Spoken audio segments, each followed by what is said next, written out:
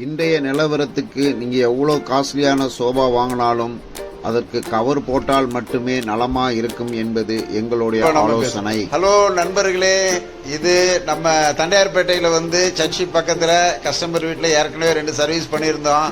இப்போ புது சோபா வாங்கியிருந்தாங்க, அதுவும் வீடியோவில் வரும் பாருங்க. அதுக்கு ஒரு கவர் போட்டுருந்தாங்க.